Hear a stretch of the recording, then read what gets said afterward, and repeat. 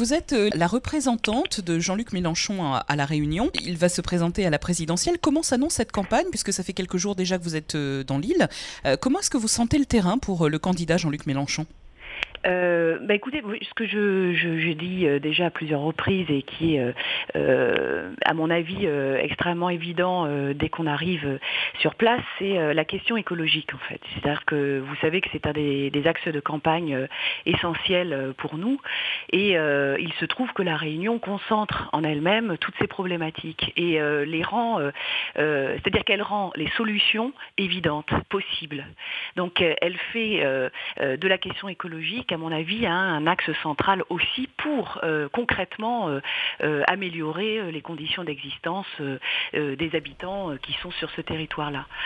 C'est pour ça que je trouve que la Réunion est un terrain tout à fait propice, tout à fait intéressant pour tout simplement la réalisation du mieux-être social. Ensuite, il y a la question des inégalités. C'est-à-dire que la Réunion, ça tout le monde le sait, c'est quand même un territoire où sont concentrées beaucoup de richesses, mais dans très peu de mains. Et nous sommes, et ça fait aussi partie des grands axes de campagne de la France insoumise, la question de la répartition, du partage des richesses est un élément très important. Et à La Réunion aussi, on imagine bien que ça pourrait être une solution pour un vivre ensemble décent, normal, heureux. Voilà, donc il y a l'idée du bien vivre à portée de main à La Réunion. On a souvent le souvenir à La Réunion d'un Jean-Luc Mélenchon qui tape du poing sur la table, qui est assez colérique. Ça cadre mal avec cette notion d'environnement, etc., de notion de bien-être. Il s'est assagi, Jean-Luc Mélenchon? Alors, vous avez peut-être noté que s'il y avait de la colère, elle n'était pas dirigée vers nos concitoyens. Elle était dirigée vers un système, vers notamment un système représenté par la logique médiatique ambiante, par le capitalisme ou l'ultralibéralisme, vous voyez. Donc, c'était une manière aussi de dire qu'il y a moyen de s'opposer à cette emprise-là.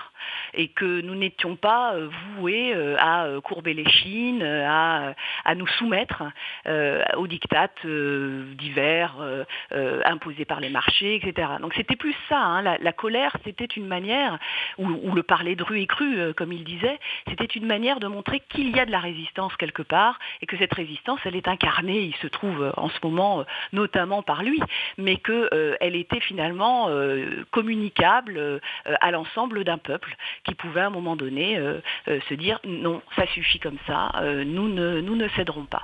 Donc d'où l'idée d'ailleurs de la France insoumise, qui est vraiment le concept, le mot qui permet de qualifier la manière dont nous allons faire campagne et le type d'orientation que nous allons adopter. Comment vous sentez les élus de La Réunion face au gouvernement et le gouvernement en général?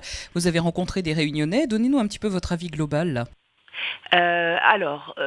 Moi je trouve qu'il y a, comme partout, c'est-à-dire toutes les orientations sont présentes à La Réunion. C'est pas vrai de dire que il n'y a pas moyen de faire autrement à La Réunion. Il y a des gens qui sont peut-être pas au pouvoir, mais qui en ont assez. Il m'a semblé que sur le plan politique, il y avait quand même une marge de manœuvre que certains d'ailleurs l'ont développée il y a quelques années, mais ça c'est vrai que ça date un petit peu, mais quand il y avait les mouvements contre la vie chère ou des choses comme ça, on voit bien que les gens sont conscients de ce que il y a comme vous voyez, une injustice insupportable où le système est à bout de souffle. Donc il y a des voies pour porter ça. Maintenant, il est vrai que sur le plan, j'allais dire, du fonctionnement quotidien des institutions, cette voie-là n'a pas beaucoup de représentation. Voilà.